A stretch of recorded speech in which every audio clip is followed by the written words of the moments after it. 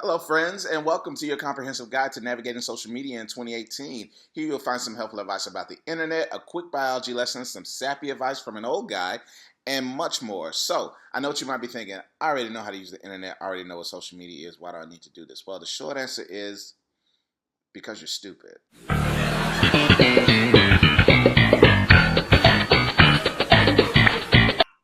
Okay, so obviously you're not stupid, but you are in a critical phase of your life because your brain is still growing and developing. So, here's some science to tell you why you're not stupid yet.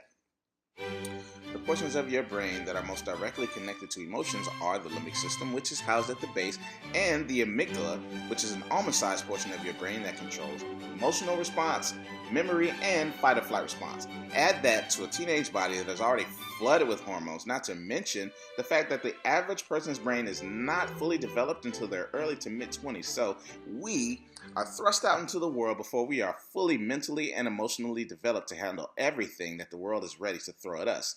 Mix that into an online community, and social media takes on a pretty different context. Now, when it comes to disclosing information about yourself online, that process is called social disclosure. Usually, that disclosure breaks down into 5 categories: social control, identity clarification, relational development, self expression, and social validation. That validation being key among them because no one can resist it. So, the average user on social media will usually start out by sharing some peripheral information. You know what I mean? It's your everyday selfies, your dog, your food, your whatever you choose to disclose. But as time goes on, relationships are built, trust is gained, and you start to open up and share the more intimate details about yourself, the fears, the anxieties, the things you wouldn't normally disclose to someone without the proper amount of time to get to know them.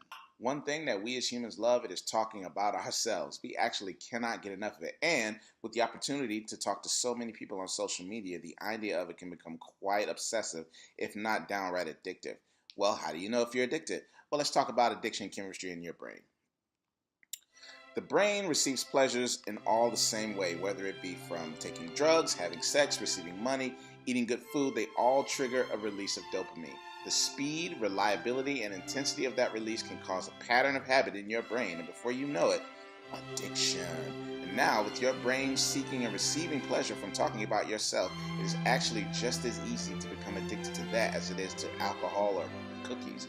So, with your brain receiving that steady release, and not necessarily receiving as much pleasure from it, it can lead someone to take more and more drastic measures, which is most often the case with most addictions. I'm addicted to eating dog food. I love sniffing and chewing dirty diapers. And I'm addicted to snorting baby powder. So you might be thinking now, well, what can I do to avoid this addiction? What can I do to keep myself heavily engaged but not detrimentally engaged? Well, the first thing that I can think of most pressing is to just log off for a little while. Now, I know that's 100% of what no one wants to hear, but it's the actual truth.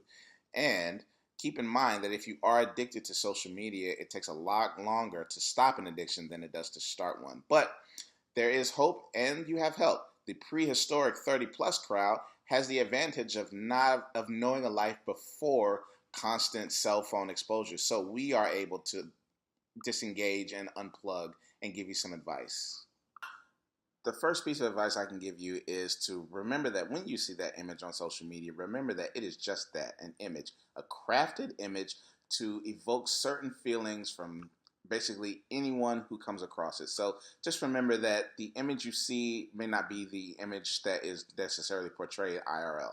Secondly, also remember that jobs are a thing and they also check social media. And with more and more tech companies and with more and more companies becoming more savvy, it is it is a very good idea to always keep yourself in check with what you are sharing and what you are saying to other people.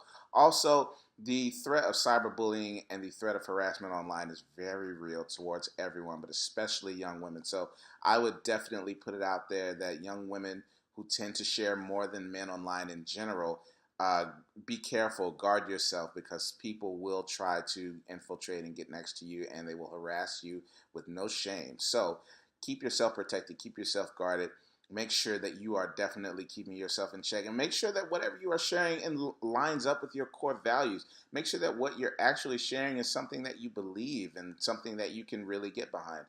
Um, if you don't take anything else away from this message that I've had today, take away balance. You're going to be online for a very long time. You never know what your online footprint might leave. Don't succumb to peer pressure. Seriously, yes, it's a thing. People do it. Everyone does it. Even adults do it. You can't escape it. Let your brain finish baking first, and I promise you won't regret it. And before you know it, you will be able to look at the next generation of young people and high schoolers and say, God, we were so much better than them. Thank you for listening, folks. Be easy. Keep yourself safe online. We're out of here.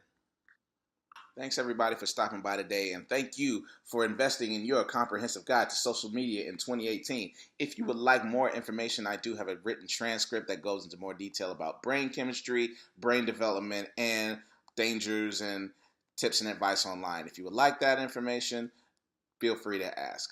Thanks so much.